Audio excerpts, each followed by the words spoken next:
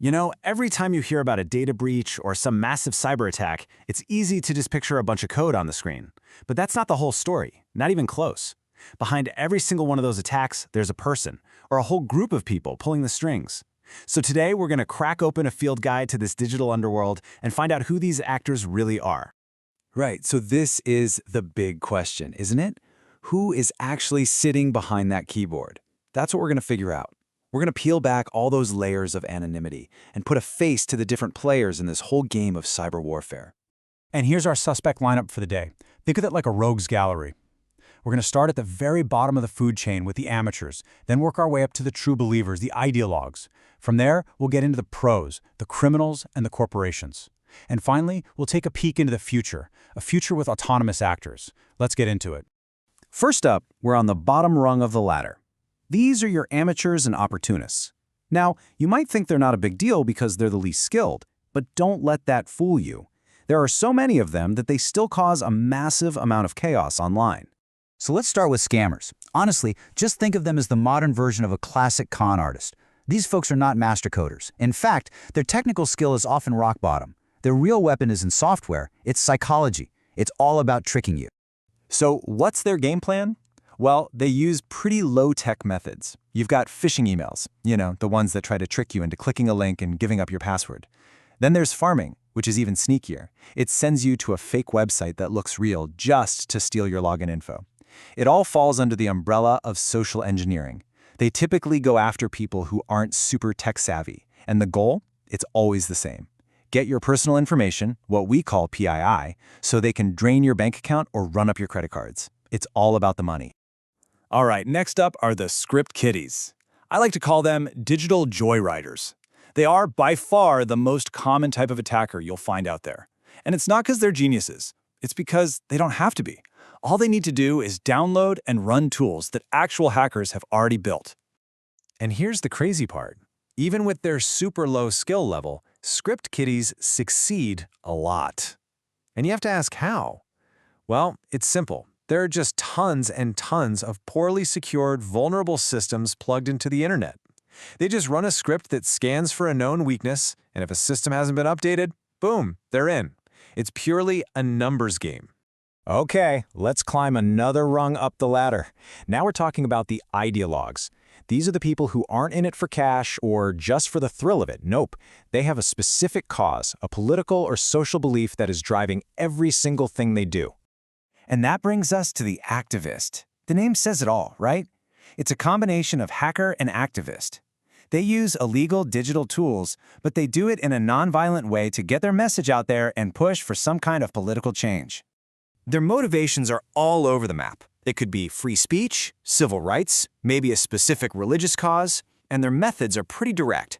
They might deface a website, replacing the homepage with their own message. Or they'll launch a DDoS attack, which basically floods a site with so much traffic it just crashes.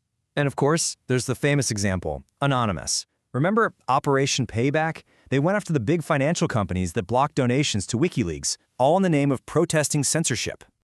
Now, there's a really interesting subset of hacktivists called Patriotic Hackers. They're using the same playbook, the same kinds of tools, but their loyalty isn't to some broad global cause. It's to a specific country. You almost always see them pop up during national conflicts or brewing cyber wars.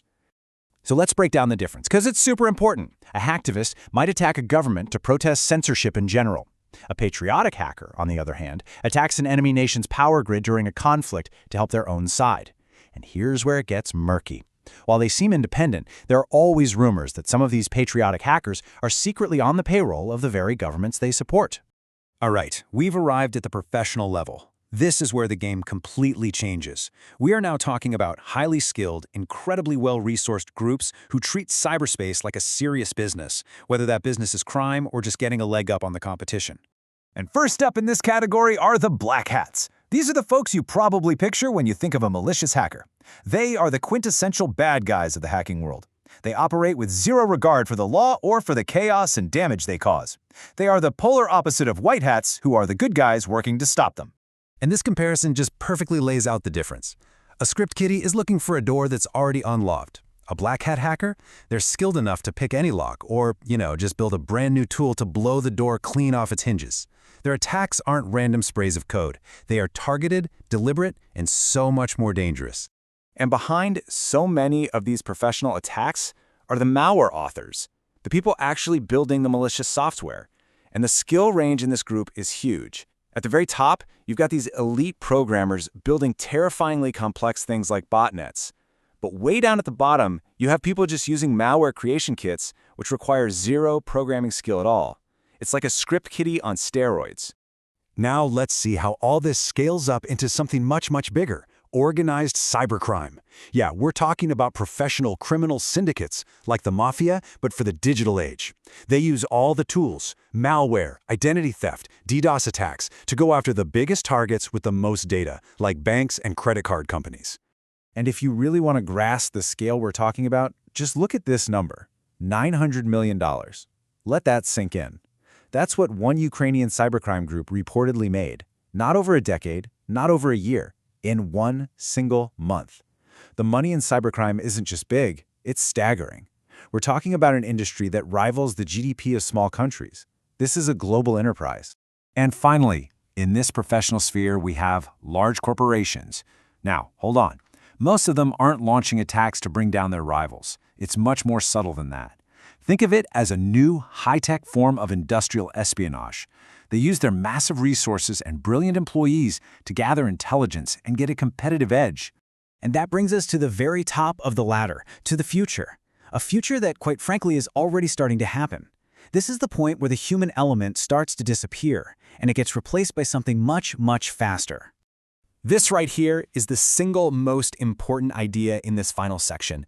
Cyber warfare now moves faster than a human can react.